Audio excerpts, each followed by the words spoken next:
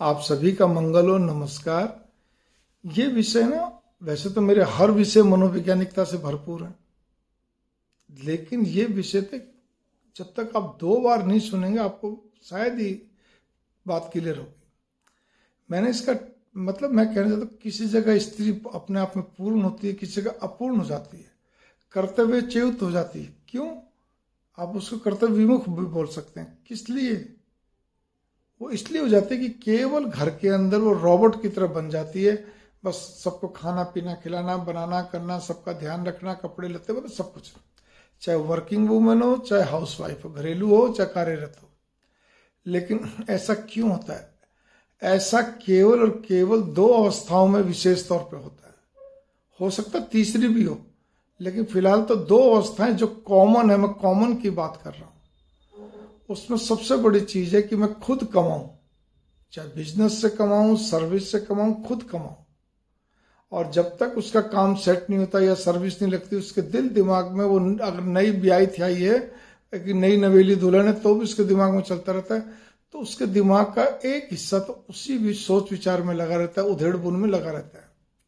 फलस्वरूप क्या रहा कि जितना उसको अपने कहते हैं ना, मन मस्तिष्क से, दिल आत्मा से उसको अपने परिवार में जो नया नया परिवार बनाया है, पति बनाया, उसमें दिमाग लगाना चाहिए, उसमें नहीं लगता पूर्णतया। ठीक है ना? क्योंकि उसका एक दिमाग तो वहां लगता, तो वो कटौती होगी। मैंने ये कहा, ऐसा नहीं कि पूरा नहीं लगता, कटौती होगी।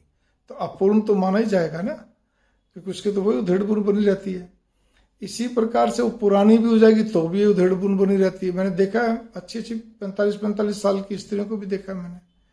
ठीक है ना?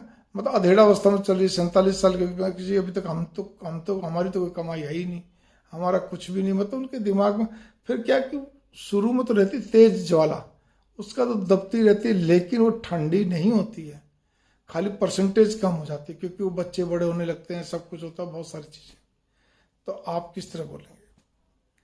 इसी प्रकार से दूसरी जो आपकी चीज, अच्छा इसी में एक और भी चीज आती है, आप इस चीज पे भी गौर कर लीजिए। आप, मैं एक और भी इसमें अवस्था बोल देता हूं।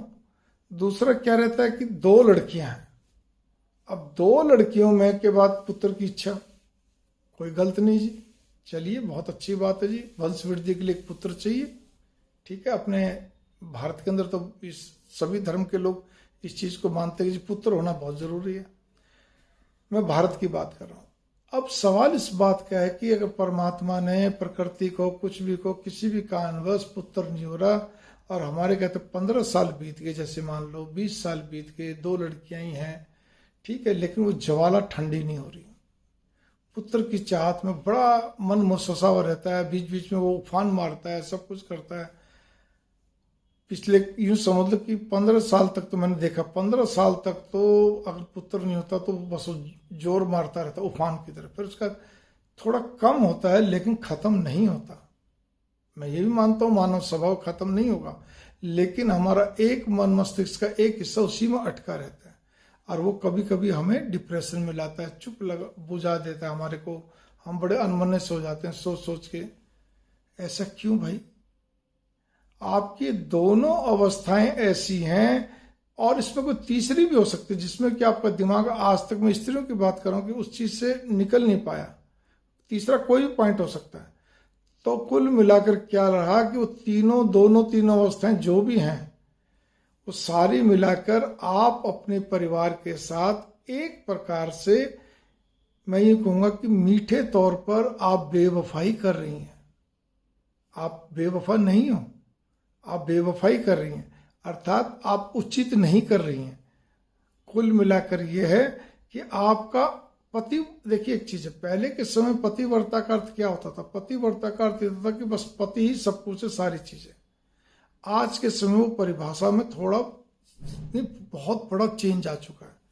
ये मैं आपको बिल्कुल संसारिक कटु सत्य मनोवैज्ञानिक, तभी तो मैंने कहा ना, मेरी इस परिभाषा को समझने के लिए आपको 2 बार वीडियो सुनोगे तब समझ में आएगी। मनोवैज्ञानिक सत्य है कि पहले के समय पतिव्रता करते था कि सपने में, कल्पना में भी किसी पर पुरुष का ध्यान नहीं, किसी को देख के भी दिल में ये पता एक प्रकार से वो उमंग नहीं उठनी चाहिए।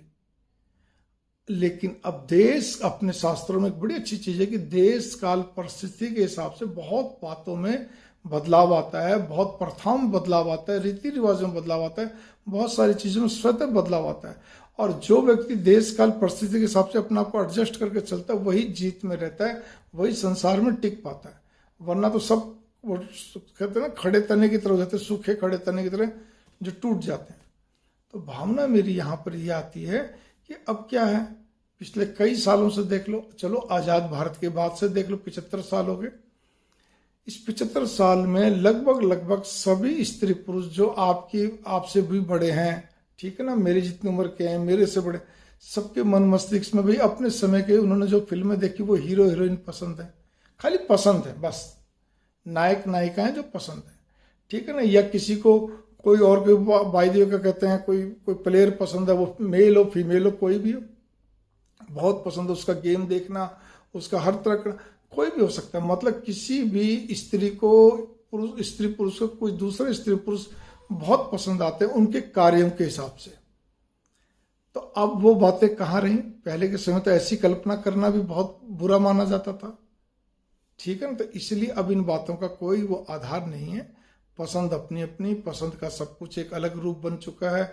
आप चाहे खान पान हो, पहरावा कुछ भी हो, आपकी अपनी सोशल साइट्स, अपना मतलब कहने का सोशल दिमाग जो है आपका, अपना मनोरंजन है, जो भी कुछ है। मैं यहाँ पे इतनी देर जो कुछ बोल रहा हूँ उसके पीछे कारण यही है कि अब पतिव्रता का अर्थ केवल एक ही बनता है कि आप अपने दिमाग को कहीं और कहीं बांट के ना चलें। आपके मन में जो इच्छा रखी है, इच्छा कोई गलत नहीं है आपकी, मैंने अब तक कोई इच्छा गलत नहीं कही। पुत्र होना बहुत बड़ी बात है जी, बहुत बड़ी इच्छा हर एक के मन में होती है। आज हमारे मन में भी होती है कि एक वंश के लिए होना चाहिए, नहीं हो तो प्रभु कृपा, हम इस चीज को मान लेते हैं और कोई बात नहीं है, ठीक है ना। इसी प्रकार से सबसे बड़ी चीज यहाँ पर ये आती है कि भाई आपकी सर्विस नहीं लग रही है, आपका मतलब कहते हैं कोई धंधा नहीं चल रहा है, मतलब आपका धन का स्वयं का धनोपार्जन का कोई साधन नहीं बन पा रहा है सही ढंग से, चाहे वो सर्विस बतौर बिजनेस कुछ भी को प्रोफेशन, तो कोई बात नहीं, आप उसके लिए प्रयास रहते, लेकिन दिल और दिमाग क्यों उठाना, दीदा क्यों उठाना? हम उठा के चलते हैं। कई बार हम उस चीज को सोच सोच के मायूस हो जाते हैं, डिप्रेशन में आते हैं। मायूस होना, डिप्रेशन में आना लगभग एक ही बात है, ठीक ना। फ्रस्ट्रेट हो जाते हैं, अनमने से हो जाते हैं। क्यों? फिर वो गुस्सा कभी बच्चों पर उतरता है, कभी परिवार में भी उतर जाता है, पति से भी हम खिजलाहट में रहते हैं, कभी कभी हमारा मूड ऑफ होता है, चेहरे के उतार रहते हैं, पति भी सोचता है अभी मैं इससे कोई बात कहूँगा तो ये भी गुस्से में आएगी या नहीं बात करेगी। आपने कितनों का दिल दुखा रहे, अपने आपके क्रोध या आपके आक्रोश, आपके रोष, आपका कहते खिजलाहट, आपका अनमना भाव, डिप्रेशन, कुछ भी बोलिए, वो सब आपके शरीर पे कितना बुरा प्रभाव डालता है। वही एड्रेनल ग्लैंड्स और वैसे ही नेगेटिव हार्मोन्स तैयार करते हो जो आपके शरीर को नुकसान पहुंचाते हैं। दूसरा प्रभाव आप अपने बच्चों पर, अगर बच्चा और है जैसे लड़कियां हैं, ठीक ना, उन पे डलता है कि कभी कभी उनके प्रति खिजलाहट पैदा होती है, पूरा मन नहीं लग पाता। हम खाली सेवा पूरे घर की बच्चों समेत करते हैं, यंत्र की तरह, रोबोट की तरह। तीसरा, पति के साथ हम क्या कहते हैं, उतना खुल के व्यवहार नहीं कर पाते कई बार, तो क्योंकि हमारे अंदर एक अलग से एक भाव चलते हैं नेगेटिव में, तो वही अपनी सोच को लेके ये पूर्ति नहीं हो रही, ये नहीं इच्छा पूरी हुई, इस चीज को लेके हम अनमने से हो जाते हैं, डिप्रेशन में आते हैं। आप देखिए ना। फिर चौथा क्या रहता है, भगवान के प्रति, हमारा भगवान के प्रति मन ही नहीं लगता। हमें लगता है भगवान क्या है, हमने इतनी पूजा करी, इतना सब कुछ करते हैं, फिर भी कुछ नहीं दे रहा, हमारे पुत्र नहीं दे रहा, हमारे को काम पे नहीं लगा रहा, हमारे धनोपार्जन का साधन नहीं बना रहा, ठीक है ना। इसी प्रकार से फिर आपका क्या कहते हैं, पांचवा, फिर हम परिवार में भी ऐसे हो जाते हैं, अनमने से हो जाते हैं। फिर वो यार दोषारोपण पे, नुक्ताचीनी, क्रिटिसिज्म, इस पे चल पड़ते हैं, फॉल्ट फाइंडर बन जाते हैं। आप एक साथ में कितने लोगों को क्या कहते हैं तकलीफ दे बैठते हैं, जाने अनजाने में। तो कृपया करके मेरा आपसे एक ही अनुरोध है, आप लोग इसको बोलते हैं, अब आज के समय, आधुनिक समय में पतिव्रत धर्म यही है कि आपके भगवान का दिया हुआ सब कुछ है। कोई अगर इच्छा पूर्ति अगर प्रकृति को भगवान के द्वारा नहीं हो रही है, मतलब आप यही समझ लीजिए, और तो क्या मैं यही बोलूंगा, आपकी शैली के अंदर, मेरी शैली में नहीं है। मैं भगवान को कभी दोष नहीं देता, नहीं दिया मैंने आज तक। मैं कभी अपने भाग्य को, अपनी किस्मत को कोसता नहीं हूँ, कभी यूं नहीं कहता मेरी किस्मत, हाय मेरा भाग्य, नहीं नहीं नहीं नहीं नहीं, मेरा भाग्य भी अच्छा है, मेरी किस्मत भी अच्छी, मेरे भगवान भी अच्छे।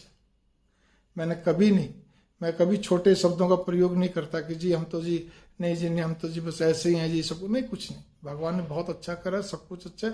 कहने का तो सबको ऐसी रखनी चाहिए भाव। भगवान यही तो कहते हैं, भाव ऊंचे रखो, बाकी तुम्हारे अपने कर्म है, तुम्हारे अपने प्रारब्ध है, जिससे कारण से तुम्हारे क्या चीज प्राप्त होनी है या नहीं होनी है या देरी से होनी है, वो तुम्हारे प्रारब्ध है। मैं उसमें कुछ नहीं करता, ठीक है ना। तो इसमें मतलब भगवान बोलते हैं, तो यही चीज पे आप गौर कर लीजिए। मेरी थोड़ी सी बात को, हालांकि वीडियो लंबी बन चुकी है, अगर आप पूरी गहराई सुनेंगे तो मंगल कामनाएं, नमस्कार, बहुत अच्छे ढंग से समझ में आएगा।